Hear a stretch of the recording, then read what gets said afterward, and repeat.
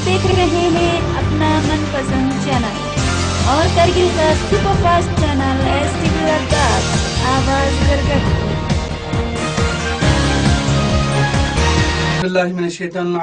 बिस्मिल्लाहिर्रहमानिर्रहीम। आज का जो वीडियो जो है क्लास 9 लाइन एंड एंगल्स का जो हम पढ़ रहे थे उसके आगे हम बढ़ने जा रहे हैं।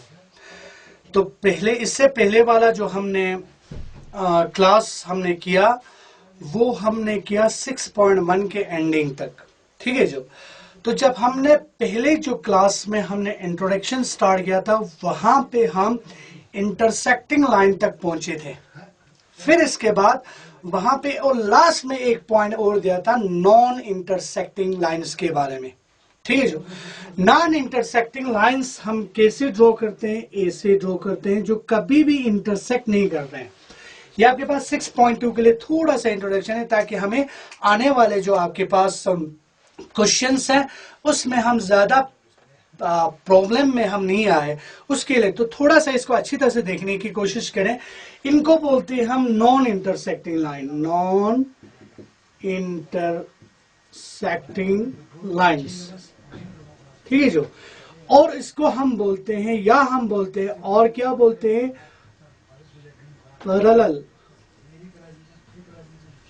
पैरेलल लाइंस भी बोलते हैं। पैरेलल लाइंस का डेफिनेशन क्या है? पैरेलल लाइन का डेफिनेशन है the two line which have no common points. वो दो लाइंस जिसके पास ए पेयर ऑफ लाइन भी बोल सकते हैं। आपके पास एक पेयर ऑफ द लाइंस है which have no common points. इनके पास कोई भी कॉमन पॉइंट्स नहीं होगा। कॉमन पॉइंट्स मीन अगर मैं इस तरह करूं, पेयर्स ऑफ लाइन को इस तरह करूं तो इनका एक कॉमन पॉइंट बनता है। ये आपके पास कॉमन पॉइंट है जो इंटरसेक्ट एक दूसरे को इंटरसेक्ट कर रहे हैं ना, जो इंटरसेक्शन पॉइंट है वो उनका कॉमन है, ठीक है जो। लेकिन पैरेलल लाइन में क्या होता है, कोई भी कॉमन पॉइंट नहीं होते, ये इस तरह होते हैं। या मिसाल अगर आप दरिया के किनारे को देखें तो ये कभी भी जहां से वो ओरिजिनेट हुआ है और जहां पे ये खत्म होने जा रहा है वहां पे आप किनारे को देखते जाओ, कभी भी आपके पास कभी भी नहीं मिलेंगे। या मिसाल के तौर अगर आप हमारे जो करगिल में रोड्स चल रहे हैं उसके दोनों किनारे को अगर आप देखें तो ये कभी भी एक दूसरे के साथ नहीं मिलेंगे। ये बैंक और ये बैंक कभी भी नहीं मिलेंगे।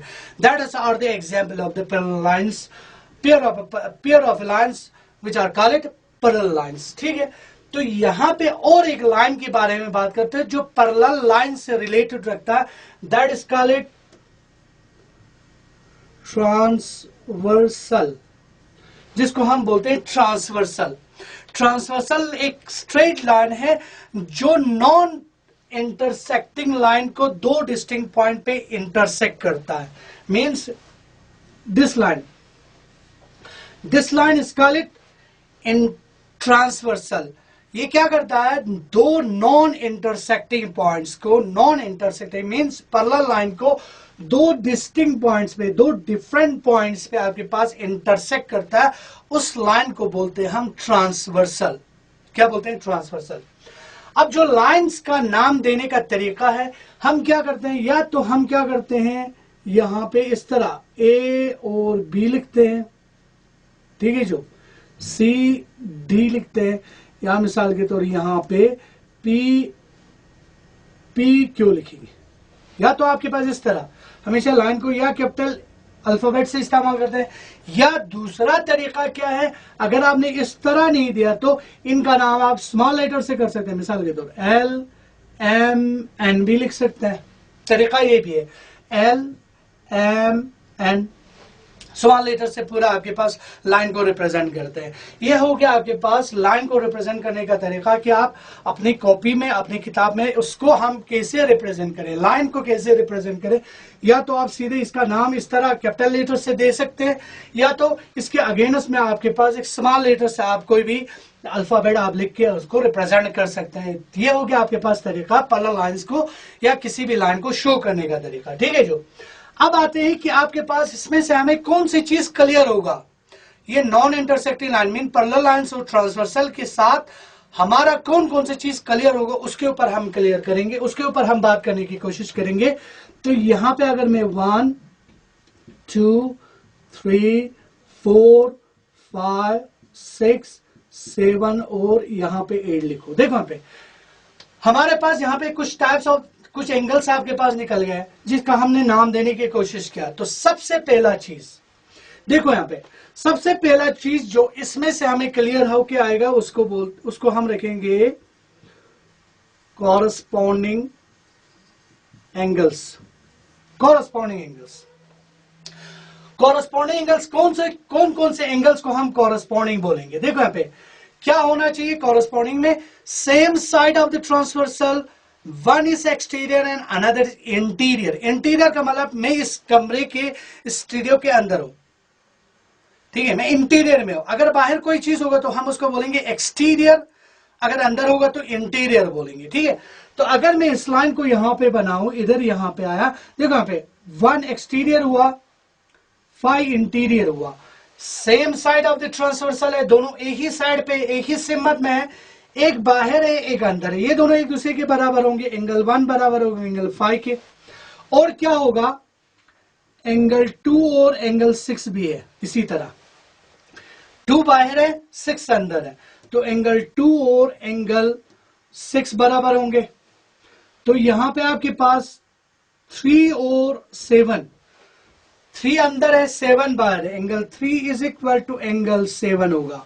इसी तरह आपके पास यहां पे 4 और 8 होंगे, 8 4 अंदर है और 8 बाहर है, इनको बोलते हैं हम corresponding angles. Same side of the transversal, one is exterior and another is interior, या one is exterior and another is interior, या one is interior another is exterior, ये इस तरह होता है, लेकिन एक ही सिमत में होना चाहिए। These are called corresponding angles and it is always equal to each other, ये हमेशा एक दूसरे के बराबर होंगे, लेकिन शर्त ये है कि आपके पास नॉन पैरेलल नहीं होना चाहिए, मीन इंटरसेक्टिंग। यहाँ पे इस तरह की एक लाइन अगर आप ड्रॉ करेंगे, इसको अगर मैं आगे बढ़ा दूं तो ये आगे कहीं पे इंटरसेक्ट तो करेगा। यहाँ पे अगर आप ट्रांसवर्सल को ड्रॉ करेंगे ना, तो यहां पे आपके पास कॉरस्पॉन्डिंग एंगल्स आपके पास बराबर नहीं हो सकता है, they never be equal to each other in intersecting line, ठीक है, जो ये कभी भी बराबर नहीं हो सकता। ये एक चीज हुआ। एक है आपके पास alternate interior angles. Interior alternate एक को छोड़ के दूसरे, मिसाल के तौर यहां पे क्या है, ये चीज ये है ना आपके पास, इस उंगली का जो आपके पास अल्टरनेट जो फिंगर है वो ये है। क्या किया मैंने, इसको छोड़ के इसको ले गया, इसको बोलते हैं अल्टरनेट, ठीक है, एक को छोड़ के दूसरा। तो यहां पे दोनों इंटीरियर में होना चाहिए। देखो यहां पे अगर इस पैरेलल लाइन को फिर से हम बनाए, यहां पे इस तरह हुआ, यहां पे देखो इंटीरियर में यहां पे 4 है, यहां पे 6 है, ठीक है ना। मैंने क्या किया, इधर से चलो चाहे इधर से चलो, आप इधर से चल रहे हैं तो ये एंगल छोड़ के ये बोल रहे हैं, या इधर से चल रहे हैं तो ये एंगल छोड़ के इधर आ रहा है, फिर से उधर ही पहुंच रहा है, तो मेरे पास angle 4 is equal to angle 6 होगा। इसी तरह अगर मैं 3 और 5 की बात करूं तो यहां पे क्या होगा, 3 देखो यहां से इस डायरेक्शन में चल रहा है तो ये छोड़ के यहां पे आ रहा है, अगर इस डायरेक्शन से चल रहे हैं तो ये छोड़ के यहां पे पहुंच रहा है, तो मेरे पास angle 3 is equal to angle 5 बना। ये होगा अल्टरनेट इंटीरियर एंगल जो एक दूसरे के बराबर होते हैं। तो उसी में एक और चीज होते हैं जिसको हम बोलते हैं एक्सटीरियर, इसे अल्टरनेट एक्सटीरियर, एक्सटीरियर बाहर लेकिन अल्टरनेट। अब यहां पे देखो, अगर मैं 1 को देखूं तो बाहर से देखना है, 1 को देखूं तो मैं 1 के बाद 2 को छोड़ के कहां पे पहुंचेगा, 7 पे, एक्सटीरियर की बात कर रहे हैं।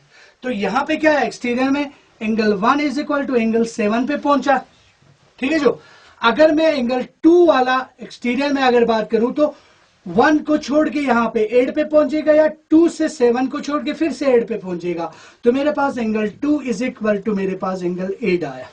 This are called exterior angles, इसको बोलते हैं हम एक्सटीरियर एंगल्स, ठीक है। जो फिर इसके बाद कॉरस्पॉन्डिंग से आपके पास आ गए अल्टरनेट इंटीरियर एंगल्स, आपके पास आ गए एक्सटीरियर एंगल्स, आपके पास आ गए।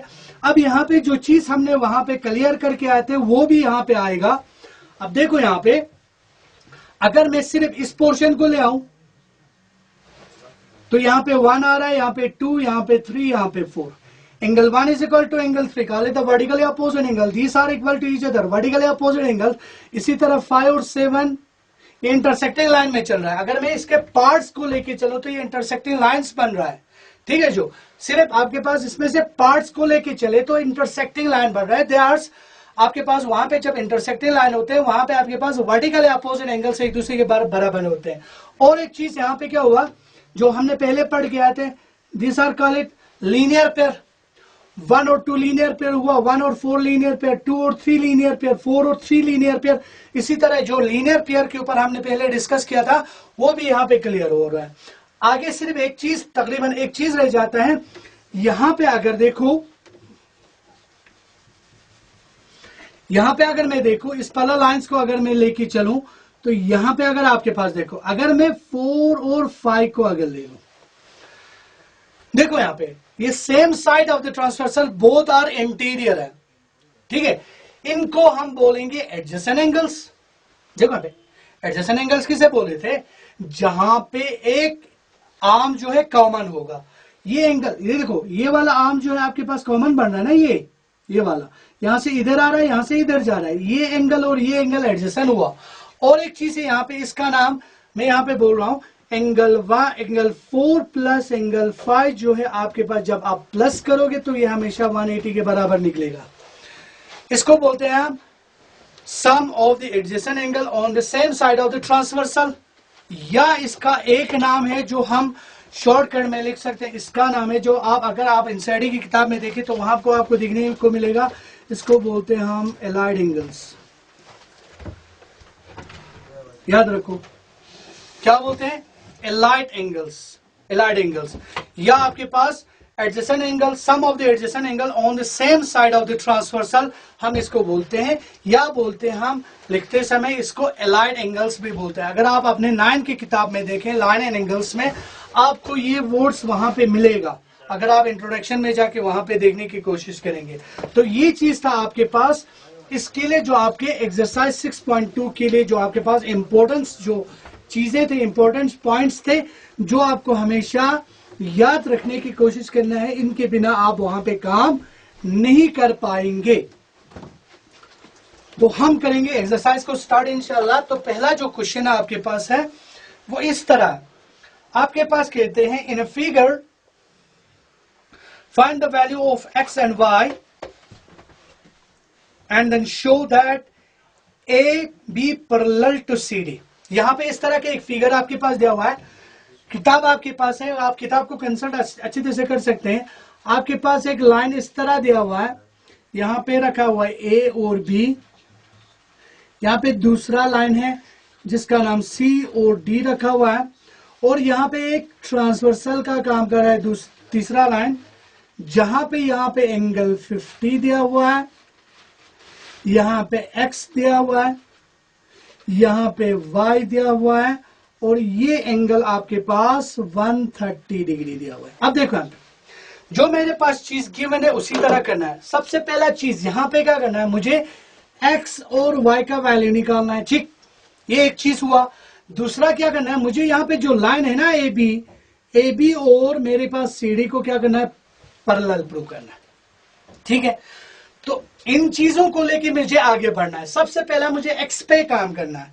तो मैंने पहले भी बोला था कि अगर आप इस चीज में फिगर को ठीक तरह से ऑब्जर्व करेंगे, फिगर को अगर आप समझ पाओगे, फिगर पे आप ज्यादा फोकस करोगे तो आपके पास क्वेश्चन को सॉल्व करने के लिए आपको ज्यादा प्रॉब्लम नहीं आएगा.